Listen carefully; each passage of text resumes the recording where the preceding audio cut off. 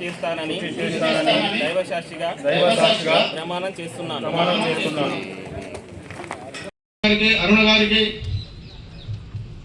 మిగతా బ్లాక్ కాంగ్రెస్ అధ్యక్షుడు ప్రమాణ స్వీకారానికి ఇచ్చేసినటువంటి స్థానిక వర్ధన్నపేట ఎమ్మెల్యే గారు నాగరాజు గారు, అదేవిధంగా చైర్మన్ రవీంద్రరావు గారికి. కాకపోతే గత ప్రభుత్వంలో జరిగిన అన్యాయాలు జరగకుండా, రైతులను ఏమాత్రం అన్యాయాలు జరగకుండా, కరువు కింద 5 కిలోలు 10 కిలోలు తీయకుండా, అలాగే మిల్లర్లు కోట్ల రూపాయలు గవర్నమెంట్కు బాకీలు పడ్డా వాటన్నిటిని కూడా కఠినమైన చర్యలు తీసుకుంటూ విజిలెన్స్ కమిటీ ఒక్కొక్క మిల్లర్ను చాలా సూక్ష్మంగా పరిశీలించి వారందరికీ కూడా ఒక్కొక్కరికి ఆర్డర్ కాపీ అండర్టేకింగ్ తీసుకొని, ఎందుకంటే రైతుకు ఎట్టి పరిస్థితుల్లో కూడా అన్యాయం జరగద్దని ఆ యొక్క మిల్లర్స్ని అండర్టేకింగ్ తీసుకొని అలాట్మెంట్ అవుతుంది. కాబట్టి కొంచెం ఆలస్యం అవుతుంది, వేరే అపోలో పోకండి.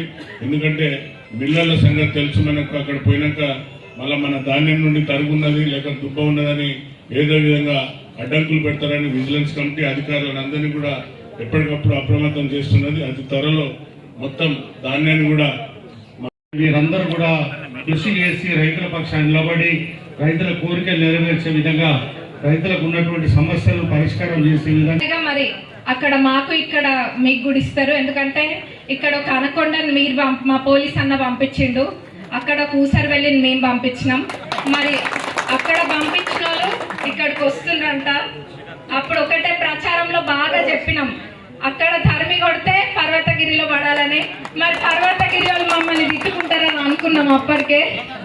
మరి ఇప్పుడు పర్వతగిరిలో ఇక్కడే మా పోలీస్ అన్న ఇక్కడ ఇచ్చేస్తే హైదరాబాద్లోనే పడాలి. మీరందరూ కూడా గమనించాలి. అక్కడ చేసిన విధ్వంసం అంతా ఇంత కాదు. పాలకుర్తిలో అక్కడ మళ్ళీ ఇక్కడికి వచ్చి ఏదో చేద్దాం అనుకున్నట్టుండ్రు, కానీ మా పోలీస్ అన్న తప్పకుండా ఉరికిస్తాడు, అందులో ఎటువంటి అనుమానం లేదు. సర్పంచ్లకు అక్కడైతే సర్పంచ్లకు కూడా చాలా మందికి ప్రొసీడింగ్స్ లేకుండా పనులు చేసుకోండి అని చెప్తే వాళ్ళు ఏదో పౌరుషానికి పోయి పనులు చేసుకొని బొక్కబోర్లో పడ్డారు. ఇప్పుడు వాళ్ళ పరిస్థితి ఎటు కాకుండా అయింది. అట్లాంటి పనులు ఎన్నో చేసిండ్రు మా దగ్గర పెద్ద మనిషి. మరి ఇక్కడికి వస్తే మీరే బుద్ధి చెప్పాలి, తప్పనిసరిగా మీరు చెప్తారు కూడా. అట్లనే ఉద్యోగులకు కూడా నిరుద్యోగులకు కూడా ఎక్కడ తక్కువ చేయకుండా ప్రభుత్వం ఇప్పటికే 50,000 ఉద్యోగాలకు పైగా కూడా ఇవ్వడం జరిగింది. రాబోయే రోజులలో కూడా నిరుద్యోగులకు అట్లనే ప్రాధాన్యత ఉంటుంది. రైతులకి గతంలో ఎన్నడూ లేని విధంగా, గత ప్రభుత్వం చేయని విధంగా, అంతకుముందు రాజశేఖర్ రెడ్డి గారి హయాంలో ఎట్లయితే రుణమాఫీ అయిందో ఇప్పుడు కూడా కాంగ్రెస్ ప్రభుత్వంలోనే రుణమాఫీ అవుతుంది. ఆల్రెడీ చాలా మందికి అయింది. ఇంకా కూడా అక్కడిక్కడ కాని వాళ్ళ వివరాలన్నీ కూడా సేకరించి ప్రభుత్వం తప్పకుండా అందరికీ రుణమాఫీ చేస్తాను మాట ఇవ్వడం జరిగింది. మాట ఇస్తే కాంగ్రెస్ ప్రభుత్వం మడమదిప్ప తప్పనిసరిగా అన్ని చేస్తాం. అందరు నమ్మకం ఉంచండి. ఒకటి అడుగుతా, రుణమాఫీ అయిన వాళ్ళు ఎంతమంది ఉన్నారు? అందులో ఒక్కరు కూడా బయటకు వచ్చి మాకు రుణమాఫీ అయిందని చెప్పారు. రుణమాఫీ కానోళ్ళు ఎవరైనా ఉన్నారా అంటే అందులో కొంతమందిని తీసుకొచ్చి వాళ్ళు రభస చేయడానికి చూస్తారు. కానీ అదే వచ్చిన వాళ్ళందరూ ముందుకొస్తే వాళ్ళు ఎక్కడ పోవాలి? కేవలం అబద్ధాలు చెప్పుకుంటా బతుకుతుండ్రు. ప్రభుత్వ పథకాలు అన్ని ముందుకి మేము తీసుకొస్తుంటే దాన్ని ప్రజలలోకి ఎట్లే వెళ్లకుండా చేయాలన్న ఆలోచన ఒక్కటే వాళ్ళకు ఉంది. కానీ అందులో మాట్లాడే దాంట్లో ఒక నీతి నిజాయితీ అనేది ఎక్కడ కూడా వాళ్ళకి లేదు. కేవలం ప్రభుత్వం పైన నిందించడం తప్ప వేరే పనేమి కూడా వాళ్ళకి లేదు.